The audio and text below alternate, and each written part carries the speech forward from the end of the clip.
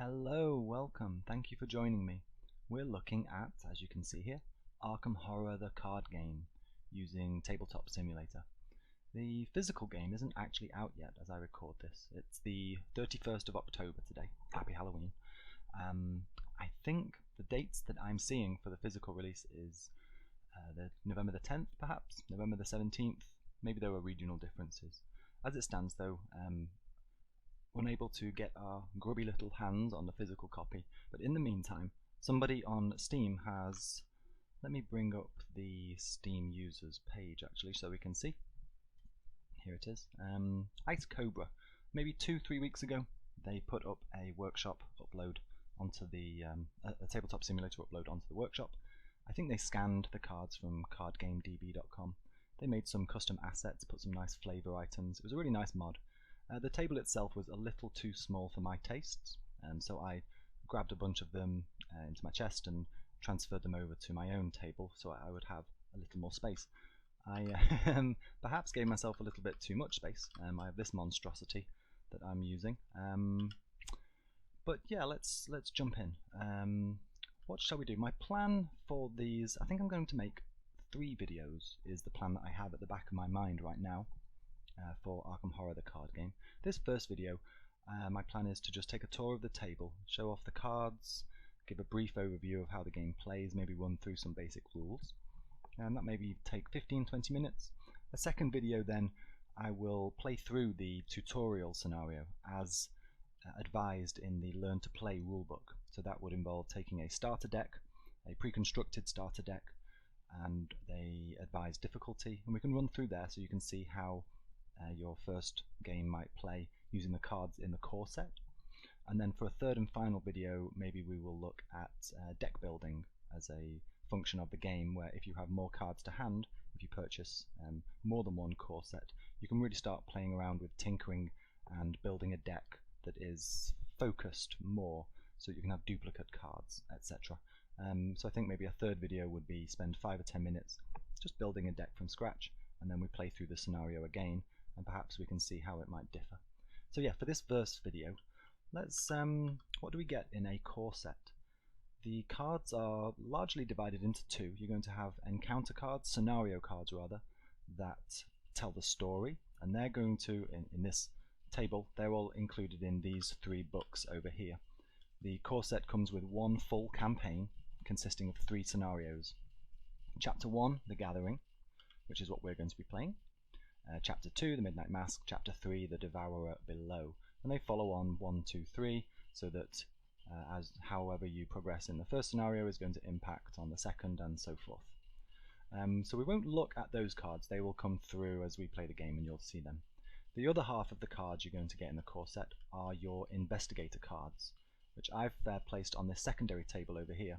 I've placed them in such a way as to make deck building easy, but I'll go into more detail as to that in this third video when I get to it.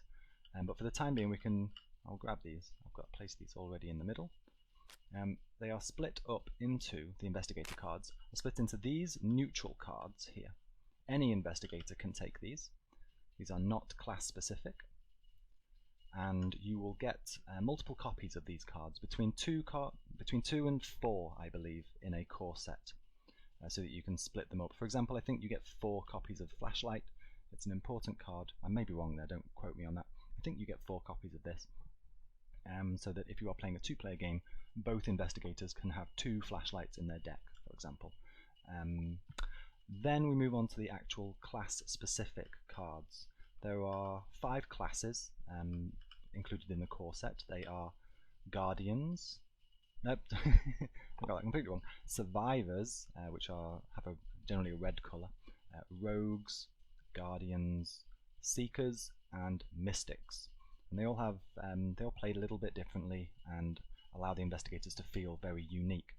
Each Investigator that is included in the deck, in the core set rather, you get 5 of them, and they will have a main class and a subclass.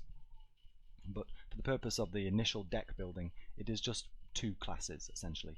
The main class and subclass only comes into play once you start upgrading your deck, which happens between scenarios where you spend experience points.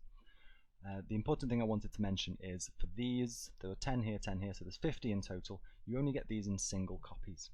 So you only get one copy each of these survivor cards, one copy each of these rogue cards. So if you do want to deck build and put 2 copies in a deck, and there is a maximum of 2 per card, you need 2 core sets or more. We will take a little look at Roland's starter deck, I suppose, seeing as that's what we'll be playing with. Where is it? Let me quickly bring this up. Here is the Learn to Play rulebook, and as it walks you through your first tutorial game, it advises that you don't build a deck necessarily. If you're playing a solo game, you would grab Roland Banks. If you're playing a 2-player game, you would grab Roland and Wendy, and it tells you each card to include in that deck. There are, as you can see, just one-ofs, single cards here, because of the restriction in the core set that we have there, and then there are a couple of double copies of some of the neutral cards down here. What should we do first? How should we look at this? Let's start by, we'll grab Roland's starter deck, we'll place it in the play area, and we'll grab a copy of, where are you, Roland? Here you are, over here.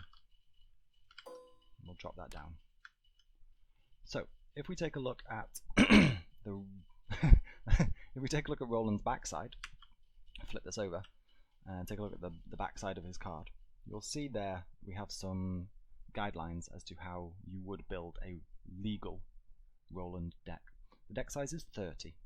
You may have noticed when I moused over here there are 33 cards in Roland's deck. You would build your own 30 cards, pick them however you wish, as long as it follows the guidelines in the deck building options there.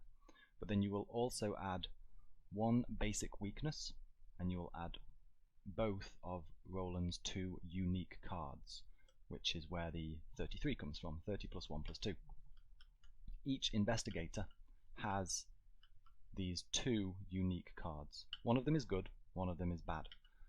They may be items, they may be assets, they may be events, but they're going to be in your deck and you're going to draw them, hoping for something positive, because your deck is by and large what it will help you through the game, but there is always the chance of either your unique weakness or bad event coming up, or perhaps the random weakness that gets included. The weakness should be added randomly, but as you perhaps noticed, these 33 cards, if we're following the tutorial as the rulebook defines, we just add paranoia, it's not random. So that's what that 33 card deck includes.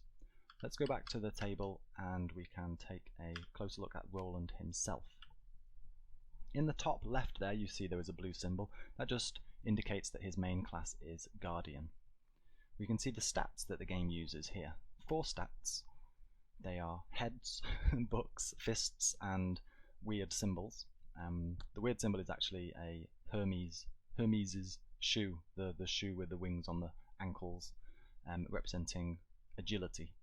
I'm getting ahead of myself. If we move left to right, the head represents willpower, which is your ability to withstand mental trauma, let's say. The book symbol represents intellect, mainly going to be used for investigating locations in order to gather the clues that are strewn around each location. Then we move on to the fist, which represents your strength or combat capability, and then the agility symbol there, the Hermes shoe, is typically your evasion ability, your ability to, rather than fight a monster, just slip away and scoot out and avoid the monster rather than confront it. As we can see here, Roland is rather average, willpower and intellect. He is a strong fighter, but he perhaps is getting on a little bit in age, not quite as spry and nimble as he once was, so evasion is more difficult to him than combat. Typically he's going to want to take enemies face on rather than scoot around them. Each investigator card is going to have some special rules associated with that investigator to further give them their unique flavors. You will have a rule or 2, perhaps more than 1 rule, and then there will be, you can see the star effect there. I will go into that more, that's to do with the chaos bag. If we just take a look at Roland's special rule, after he defeats an enemy, he can discover a clue at the location. That symbol with the arrow going around in a circle That represents a reaction trigger. So it doesn't cost an action, which we'll get into, but you can only do it after a certain thing has been accomplished. In this case, once we defeat an enemy, essentially for free, we can then just pluck a clue from the location if there is a clue there. So there is our Roland.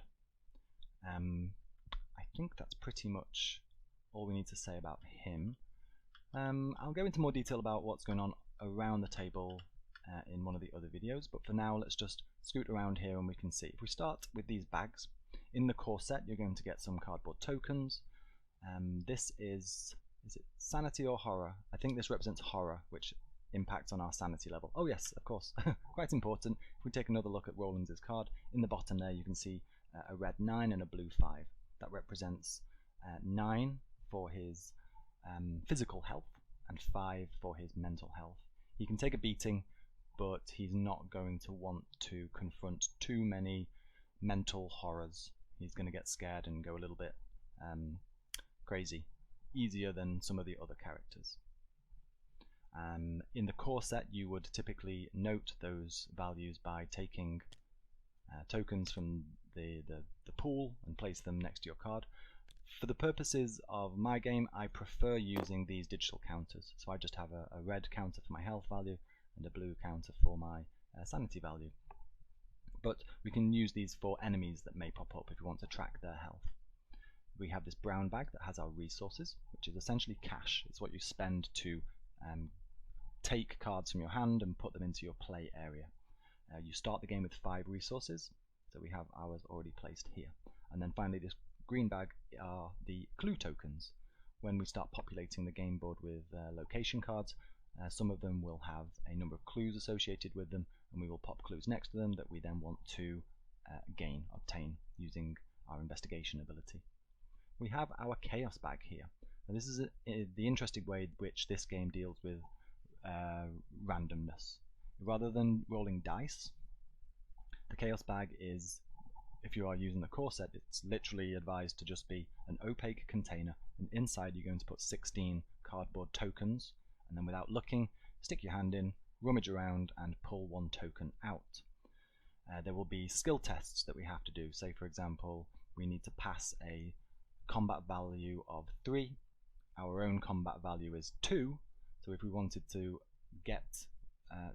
succeed there, we would need 3, we would need a +1 to come out of the chaos bag, just as a random example. In the chaos bag, let's take a look what is actually in here. As I said, 16 tokens. There are 10 numerical modifiers and then 6 symbol icons, which can have varying impact and impacts on the board based on the scenario that we're playing. So you are going to be making skill tests and then modifying the value that you have based on what token you bring out, and then you compare that with the result that you need, and that's going to determine whether you fail or succeed. This red symbol here, these tentacles, represent an automatic fail with a modified value of 0, which can be important and rather brutal. This blue symbol, conversely, isn't an automatic pass, but it is a beneficial token. If we take a look again at Roland's card here, that's what the star effect is. When you pull the Elder Sign token, the blue one, out of the chaos bag, for Roland, it's going to be +1 for each clue that is still on this location. So it could be a +0, it could be anything up to +2, +3, depending on how many clues we're surrounded by. The other 4 symbols, the skull, the 2 skulls, the broken runestone, I'm not precisely sure what this is, and the cultist symbol, they have different effects based on the scenario we're playing. When I bring the agenda card and the act card out here, we can take a look at what these actually do in the game. So that's how randomness is decided and assigned. You'll see here in the notes I have actually taken the contents for this difficulty, this standard difficulty. This is what is in the chaos bag, just so I can always look and perhaps think how likely is a -2 or better, etc. It just gives me a neat little cheat sheet that I can refer to. Moving around, here is our play area. As I mentioned, these are our resources. We're going to have Roland here. In the game, per turn, each investigator gets 3 actions. I have these little reversey tokens here, which I tend to use to keep track of my actions, just so there's no chance that I'm going to take an extra action by mistake or lose an action because I forgot and I thought I was it just allows me to keep track of them a little bit easier. Here is where we're going to place our cards that are in play, and our hand will be down here. In front of the Investigator card, this area here is called the threat area. Should any enemies engage with us, should any ill effects from a room have a lasting effect upon us, they get placed right in front of us so that we have a constant reminder that bad shit is happening, essentially. And then over here we have our deck. Let's give it a shuffle right now, and then we have a discard pile up here. The encounter deck is the way that the game throws bad stuff at you. This is where the problems are going to come from. Every turn we're going to pull one of these out, and it's either going to be a monster that we have to deal with somehow, it's going to be a test of our sanity that we need to overcome, etc. And then we have a discard pile over here. Ignore the coins, that's just flavor. The 2 candles, just there for, you know, mood lighting, I guess would be the best term to use. Oh, and just up here there are a couple of like cheat sheets. We have a quick round sequence and actions that an investigator can take. We'll go into that more when we actually start playing. What I will do finally, I think, is actually populate this area of the board, and then we can talk about that and call it a video. As I mentioned, each of these books contains the relevant cards for each chapter, so we just need the items from chapter 1. And what do we have? Let's bring these over and we can put them in the allocated spot. Let's place this card first. I'm going to place this in the middle. This is two-sided. If we take a look at it, you can see it has our chapter name, The Gathering. It is specific to scenario 1, and this is for easy and standard games. And this is where the symbols from the Chaos Bag are defined for this particular scenario. Whenever we pull one of the skull icons, it is going to modify our test by -X, where X is the number of ghoul enemies at the location. A cultist token is a -1, but it also will inflict 1 horror should we fail. And then the broken runestone, or whatever it is a -2 value modifier, and it will deal 1 damage if there is a ghoul enemy, regardless of whether we pass or fail. So if there's a ghoul, we take 1 damage. As I said, it's two-sided, so the difficulty of each game is determined by the Chaos Bag that you choose, what's the contents of the Chaos Bag, and also these special icons.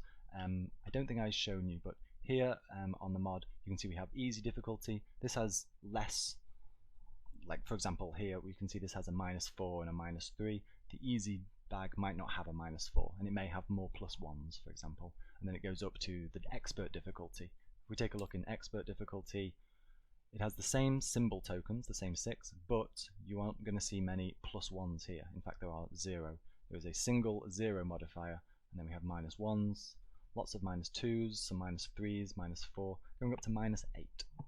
You are going to fail more of your skill tests, which is going to slow you down, which means that our agenda deck is going to advance increasingly. That was not the right word to choose there. I hope you understand what I mean though. The more skill checks you fail, the longer it's going to take, and the more that this agenda deck is going to advance. What the agenda deck represents are the threats against you from the narrative perspective. There are 3 cards in this deck, and at the front here you can see there's some flavor text, and there is a value 3. That is the number that the Doom tracker needs to reach for this card to activate. So when this hits 3, which is going to go up 1 per turn at least, usually. Once this hits 3, we're going to take this top card, read the reverse. It's going to detail some nasty events that's going to make our lives much more miserable. And then we're going to move on to the second card, and that will have a different number. We would reset the Doom track, we would start counting up again, and then so on for the third card. You want to be winning the game, you want to be finishing your objectives before this agenda advances too much, because each card is going to be progressively worse. Which brings us to our objective. which is this, the Act deck. This is chapters in this little story, essentially. Act 1, we'll find ourselves trapped in a room, and we must complete this objective. Once we complete it, we will take the card, flip it, read the reverse, and it will tell us what happens next, and we move on to Act 2. If we take a closer look at the card, I won't go into the flavor text just yet. You can see it has a symbol in the bottom middle there, 2 with a little person with a hat on. It's a little bit blurry, but that's what that is. That represents 2 clue tokens per investigator. So I'm going to be playing a single game with 1 investigator, so the objective here is 2 clues. If I was playing a 2-player game, or if I was playing a solo game with 2 investigators, you would multiply that by 2 and it would be 4 clues, and so on and so forth. The objective here can have a specific objective text beneath the flavor. If it does not have a specific objective, colon, blah blah blah, then all you need to do is have 2 clues in your hand, and then as a free reaction you can spend those clues to advance the act. So you can do that in the middle of your turn. You can take 1 action to acquire a clue and then immediately progress the act to the next one and then carry on with your turn, action 2 and 3. It's important to make the distinction because some of the cards you cannot do it in the middle of your turn, and it's important to keep on top of that. That's pretty much the setup.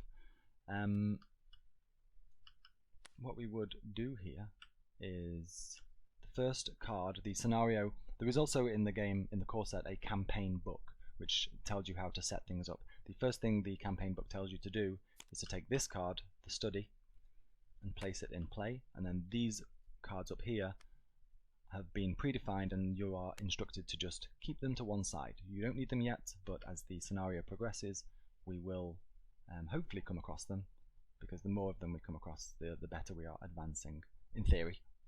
I just realised I shuffled that. I'm going to give this a shuffle. Make sure you're shuffled. Let's give the Chaos Bag a shuffle also. And at this point we are pretty much ready to start. We've set the game up. We have our investigator.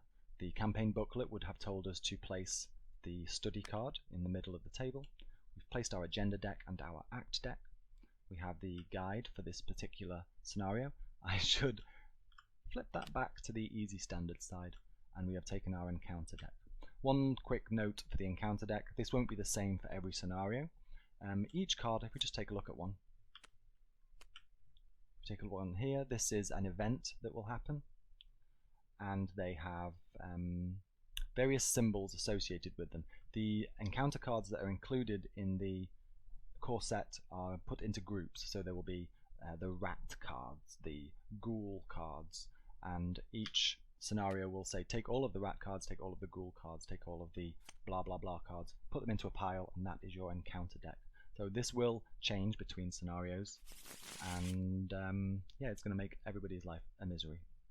So is there anything else we should cover? Just in the corner, these dice are not part of the core set. You don't get this in the game. This is just some dice that I've included in case we need to randomize anything. Say I need to discard a random card from my hand, I can roll a d6 or something.